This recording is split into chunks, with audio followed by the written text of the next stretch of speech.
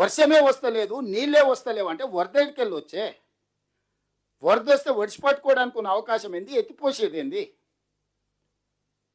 ఈ ప్రాజెక్టే ప్రాణహిత చేవెళ్ళ కావచ్చు, లేకపోతే పేరు మార్చిన కాళేశ్వరం కావచ్చు, అత్యధిక వర్షము, వరద, తుఫాను వచ్చినప్పుడు 2-3 వేల టీఎంసీ సముద్రంలో కలుస్తున్నాయి. ఎంబడెంబడే ఇందులోకి వెళ్ళి పంపులు, లిఫ్టులు, బ్యారేజ్లతో ఎత్తిపోసి శ్రీపాద ఎల్లంపల్లి నుంచి బయటికి తీసుకొచ్చి మల్లన్న సాగరు, కొండపోచమ్మ, రంగనాయక సాగరు, రకరకాల రిజర్వాయర్లు అప్ టు చేవెళ్ళ వరకు నీళ్లు ఫటాఫట్గా తరలించేసి అన్ని పంపులు, లిఫ్టులు పనిచేపించి ఆ నీళ్లు తీసుకెళ్ళి రిజర్వాయర్లలో నల్లు వచ్చినప్పుడు మనం ఇంట్లో బిందెలలో, కుండలలో, చెంబులలో, లేకపోతే బకెట్లలో పట్టి పెట్టుకుంటాం. గంట సేపు నల్లు వస్తే ఏం చేస్తాం?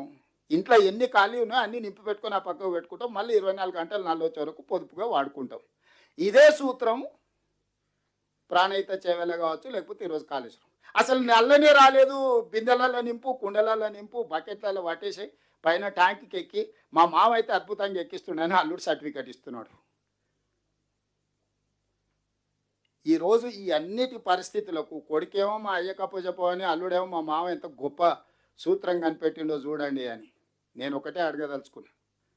ఇవాళ 9.5 ఏళ్ళు మీకు అప్పచెప్తే 8,21,000 కోట్ల రూపాయలు అప్పులు చేశారు. 3 ఏళ్లలోనే 38,000 కోట్ల రూపాయల ప్రాణహిత చేవెళ్ళ ప్రాజెక్టును 1,47,000 కోట్ల రూపాయలకు అంచనా పెంచి 1,02,000 కోట్ల రూపాయలు పేమెంట్ చేసి కట్టి ప్రారంభించిన 3 ఏళ్లలోనే కాళేశ్వరం కాస్త కూలిపోయి కూలేశ్వరం అయి కూర్చున్నది. మీకు అందిస్తే చేసిన నిర్వాకం అనేది దీన్ని విధ్వంసం అంటారు. ఫైనాన్షియల్ టెర్రరిస్ట్ అంటారు ఇంగ్లీష్లో.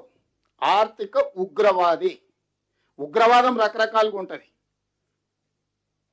కానీ ఆర్థిక ఉగ్రవాద కుటుంబం కేసీఆర్ కుటుంబం. కేసీఆర్, కేటీఆర్, హరీష్ ఆర్థిక ఉగ్రవాదులు.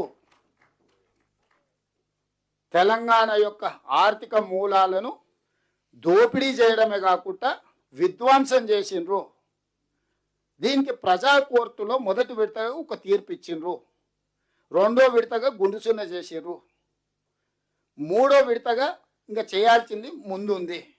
సో ఈ మొత్తం అప్పుడే ఆ నేరాలన్నిటి మాఫ్ అయిపోయినట్టు.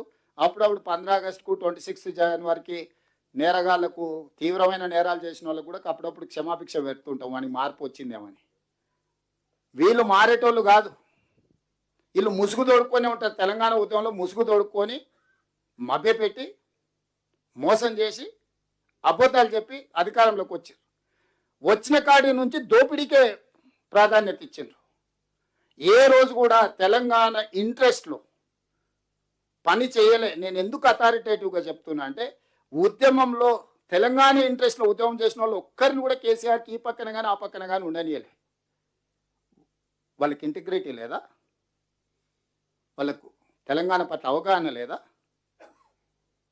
ఎందుకు దగ్గరికి రానియలే? కోదండరామ్ గారు లాంటి వాళ్ళని చాలామంది తెలంగాణ ఉద్యమంలో ముందు ఉన్న వాళ్ళు, కోదండరామ్ గారు కావచ్చు, ప్రొఫెసర్ యాదగిరి కావచ్చు, ఎవరైనా, మీరు పాశం యాదగిరి కావచ్చు, లేకపోతే ఏ నిజాయితీగా తెలంగాణ ఉద్యమంలో పాల్గొన్న జడ్జిలు కావచ్చు, లేకపోతే తెలంగాణ మేధావులు కావచ్చు, ఎవరన్నా 10 సంవత్సరాల చంద్రశేఖరరావు అధికారంలో ఈ పక్కనో ఆ పక్కనో కనిపించిండ్రా?